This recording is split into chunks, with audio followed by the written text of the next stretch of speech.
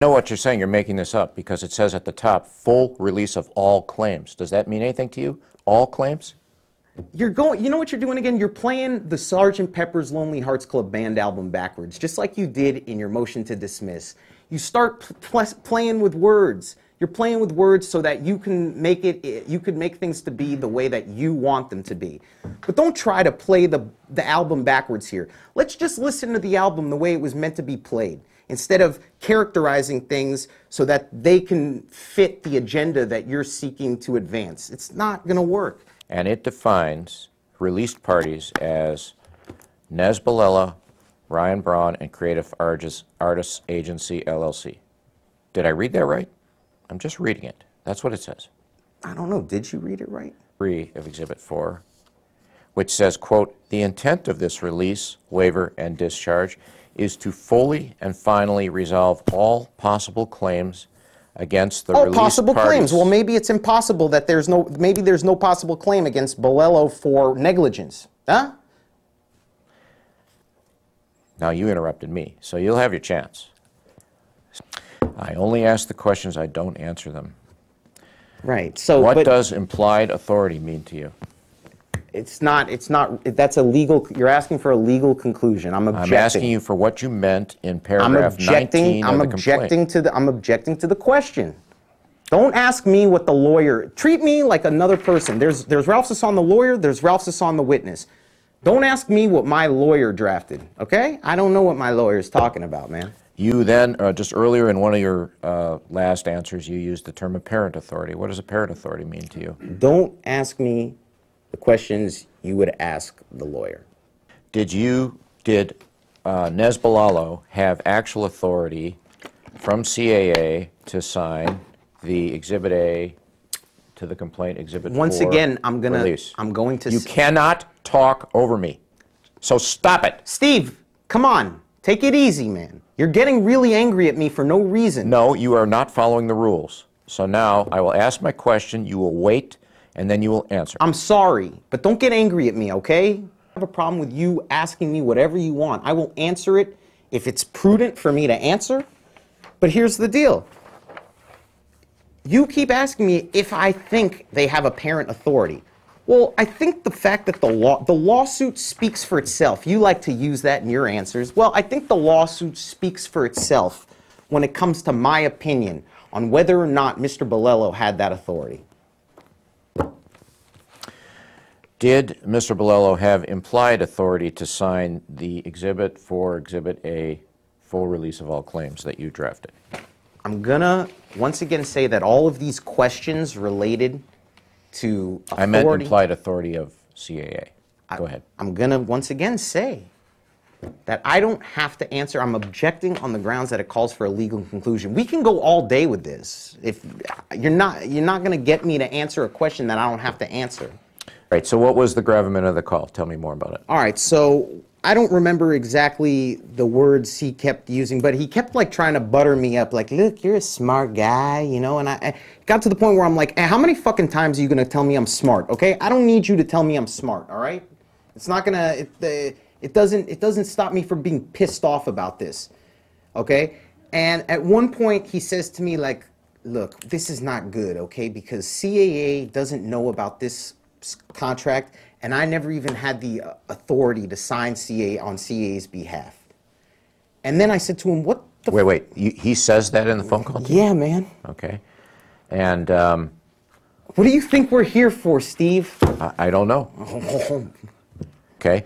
Then the next sentence says, in the event that the terms, conditions, or documents relating to Sasson's employment with the released parties are published, made public, or otherwise released by Sasson, or any of his affiliates, friends, officers, directors, agents, or employees, Sasson will be liable to the released parties as liquidated damages and not as a penalty for an amount in excess of $1 million.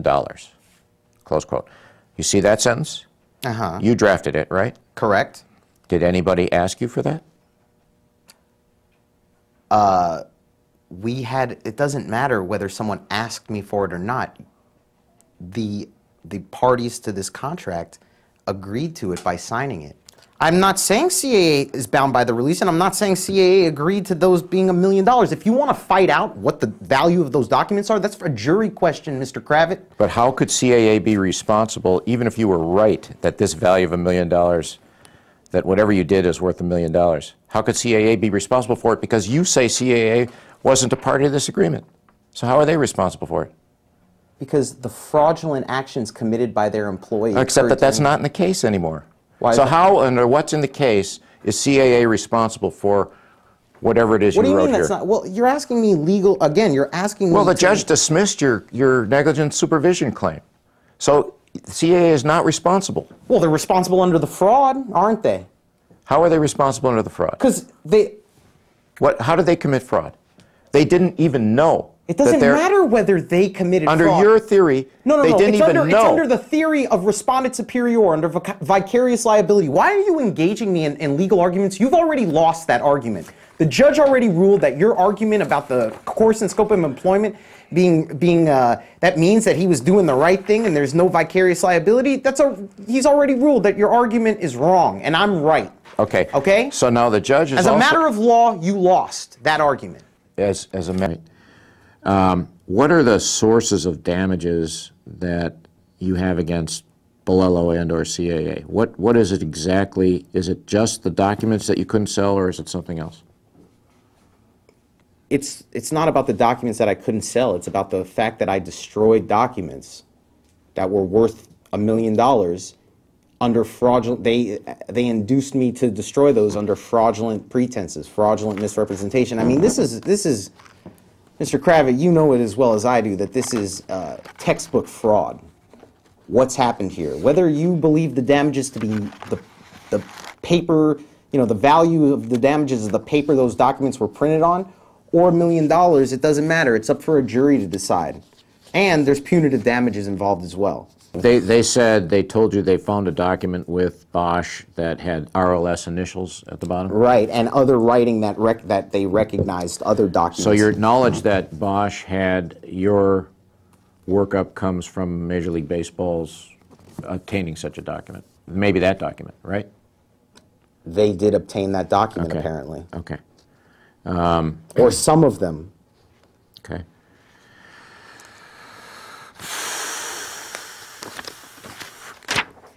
Well, in Exhibit 6, at the end of it, you say, quote, "I would like to thank you for your cooperation, professionalism, and goodwill throughout this process," close quote. That's you thanking Mr. Bolello, am I right? Mm-hmm. Did you mean it? No. Why'd you write it? Because I was trying to be a nice guy. Because I don't like to write to him, "Hey, I'd like to thank you for being a cocksucker, Nez." No. What's wrong? What, you don't bullshit people, Mr. Kravitz? Okay, so the statement that you wrote in Exhibit 6 at the bottom, quote, "I would like to thank you for your cooperation, professionalism, and goodwill throughout this process," close quote, that was not true? No.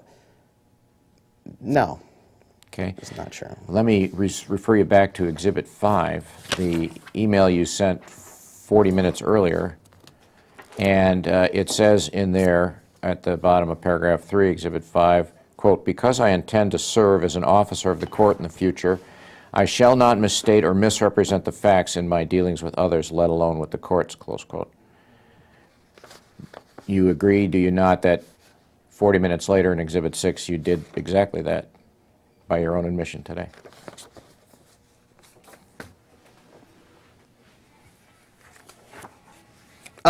I did. I'm not misstating or misrepresenting facts. I'm talking about my opinion. Those aren't facts. Okay, so you misstated your opinion. No, my feelings. Yeah. Yeah. Okay. Yeah, because what you don't misrepresent? Stop it, man. Come on. You're wasting everyone's time with this, Mr. Kravitz. What? So now I got to tell if your wife looks fat in a dress, are you gonna? Would you say you're an honest man, Mr. Kravitz? Do you say that you are an honest person who engages in your profession honestly and with integrity and doesn't misstate facts? I just ask the questions. I don't answer them. Yeah, however, I will say my wife never looks fat in a dress. Okay, but I'm saying, hypothetically, I'm sure she's a lovely woman. I'm just saying, if she did, you wouldn't tell her that she's fat, and then if someone's or not fat, and then if someone says to you, I thought you always tell the truth, man. You just told your wife she doesn't look fat, but she does. She's 600 pounds. You lie. Exhibit 6. Doesn't work that way, Exhibits man. 5 and 6 are dated